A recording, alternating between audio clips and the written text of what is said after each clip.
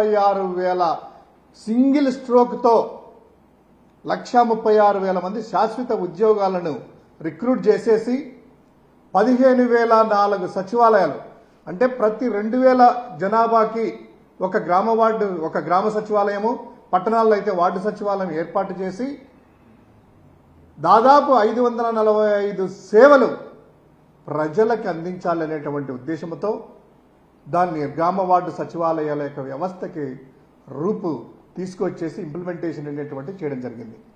తర్వాత ఇంకా డోర్ స్టెప్కే తీసుకెళ్లాలి అని వీరికి అనుసంధానంగా 2,66,000 మందిని అంటే దగ్గర 50 ఇళ్లకు ఒక వాలంటీర్ని ఏర్పాటు చేసేసి వారి డోర్ స్టెప్కే వారి యొక్క సేవలు అందిస్తూ అన్ని విధాలుగా 545 రకాల సేవలను, సంక్షేమ పథకాలను, మనీ ట్రాన్స్ఫర్ కూడా డైరెక్ట్ తీసుకెళ్లి ఇచ్చేటువంటి వ్యవస్థను ఏర్పాటు చేయడం జరిగింది. సో ఇది భారతదేశంలోనే అత్యున్నతమైనటువంటి ప్రతిష్టాత్మకమైనటువంటిది. అదేవిధంగా మిగతా రాష్ట్రాలు కూడాను దీన్ని మార్గదర్శకంగా తీసుకొని కోవిడ్ సమయాల్లో, ఇలాంటి సమయాల్లో కావచ్చు, లేకపోతే ఈ యొక్క సంక్షేమ పథకాలు ప్రజలకు ఎలా అందుతున్నాయి డోర్ డెలివరీ అనేటువంటిది అన్ని రాష్ట్రాలు ఇక్కడికి వచ్చి అధ్యయనం చేసి వాళ్ళు కూడా దానికి మొగ్గు చూపడం జరిగింది. అటువంటి సందర్భాల్లో దురదృష్టవశాత్తు ఈ యొక్క 2024లో వైఎస్ఆర్ కాంగ్రెస్ ప్రభుత్వం దిగిపోయిన తర్వాత ఈ యొక్క కూటమి ప్రభుత్వము ఏదైతే హామీలు ఇచ్చారో అంటే వాలంటీర్లను 10,000 రూపాయలు మీకు చేస్తాము అని వాళ్ళకి చెప్పి ప్రభుత్వంలోకి వచ్చిన తర్వాత 10,000 కాదు కదా, వారిని 2,66,000 మందిని పూర్తిగా నిరుద్యోగులు చేయడం జరిగింది. అంటే ఆ వ్యవస్థ అనేటువంటిది తప్పించేశారు.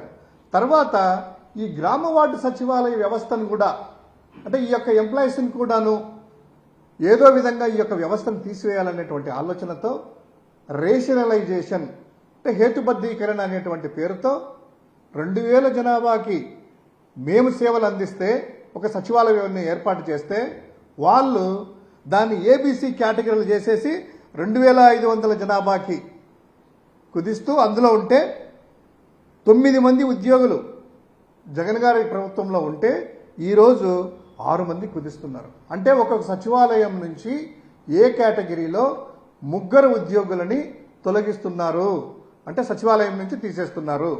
తర్వాత బి కేటగిరీ నుంచి 2 చొప్పున, తర్వాత సి కేటగిరీ నుంచి 1 చొప్పున అంటే ఒక్కొక్క సచివాలయం నుంచి, అదేవిధంగా వార్డుల్లో కూడాను అంటే గ్రామ సచివాలయాలు, అదేవిధంగా వార్డు సచివాలయ పట్టణ పరిధిలో కూడాను 8 మంది ఉంటే 6 మందిని, తర్వాత 8 మంది నుంచి 7 మంది అంటే దాదాపు 23,670 మందిని ఈ యొక్క గ్రామ వార్డు సచివాలయ ఉద్యోగులని ప్రశ్నార్థకం చేస్తున్నారు. అదేమంటే వీళ్ళు చెప్పడము ఈ హేతుబద్ధీకరణలో భాగంగా వీరందరినీ కూడా తీసేసి ఆ ఎక్సెస్ ఉండే వాళ్ళని వివిధ శాఖల్లో కలుపుతామంటున్నారు. ఇక్కడ అనేకమైనటువంటి ప్రశ్నలు ఉత్పన్నమవుతాయి. ఇక్కడ ఈ విషయంలో ఎలా అంటే విఆర్ఓలు ఉన్నారు. ప్రతి వార్డు సచివాలయానికి వెళ్తేనే విఆర్ఓ అనేటువంటి వ్యక్తి కావచ్చు, పంచాయతీ సెక్రటరీ వీళ్ళిద్దరూ వెళ్తానే ఆ ప్రజలతో సంబంధం కానీ రిసీవ్ చేసుకుంటూ వాళ్ళ యొక్క సేవలన్నీ కూడాను వాళ్ళ యొక్క మంచి చెడ్డలు బాగోగులు పలకరించేటువంటి ఆ వ్యక్తిని ఇప్పుడు ఈ సచివాలయం చూస్తే ఇంకొక సచివాలయం అంటే 2 సచివాలయాలకు ఒకరే అవుతారు. ఒక సచివాలయంలో తీసేస్తే ఇప్పుడు వాళ్ళ పరిస్థితి ఏంది? ప్రజలది మెరుగైన సేవలు అందించగలమా?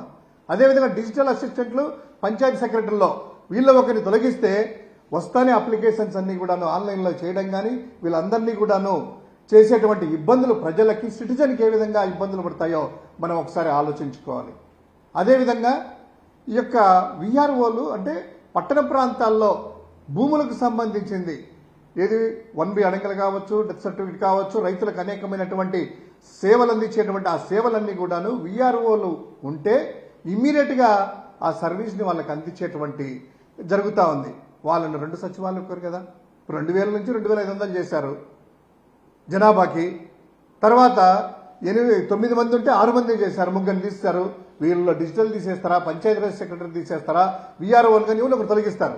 సో ఈ విధంగా వీళ్ళని కుదింపు చేయడం వల్ల సచివాలయ వ్యవస్థని దాన్ని రూపాంతరం లేకుండా పూర్తిగా నిర్వీర్యం చేయడానికి ప్రణాళికల్లో భాగంగా ఈరోజు రేషనలైజేషన్ అంటున్నారు.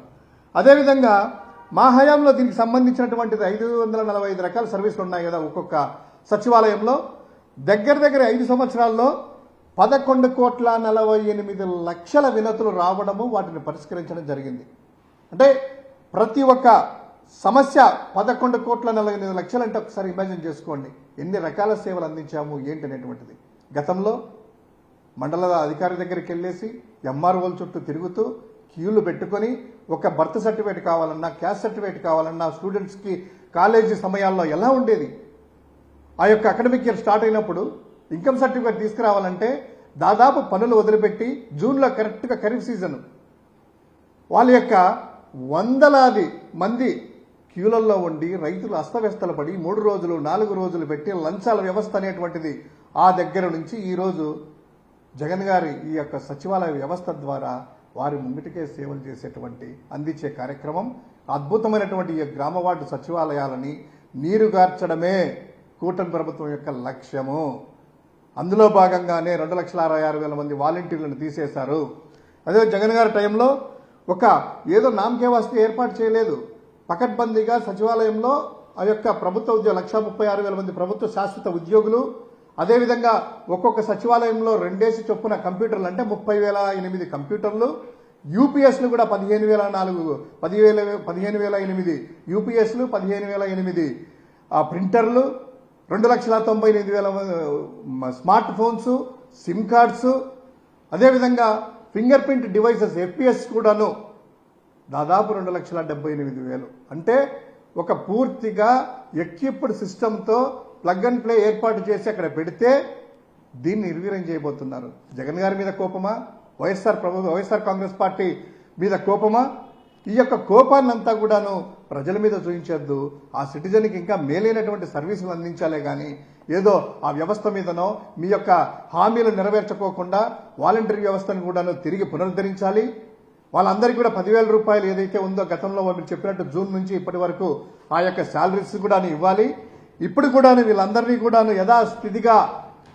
యథాస్థితిగా ఎవరన్నా ఒకరో ఇద్దరో మానేసా ఏదైనా మంచి అవకాశాలు ఏదైనా వచ్చినా కూడా వాళ్ళు రిక్రూట్ చేసుకుంటూ 2,000 జనాభాకు ఒక సచివాలయం ఏర్పాటు చేసి అదే కంటిన్యూ చేస్తూ ఈ యొక్క 9 మంది ఉద్యోగులు ఉన్నారో వాళ్ళందరినీ కంటిన్యూ చేయాలని వైఎస్ఆర్ కాంగ్రెస్ పార్టీ డిమాండ్ చేస్తూ ఉంది.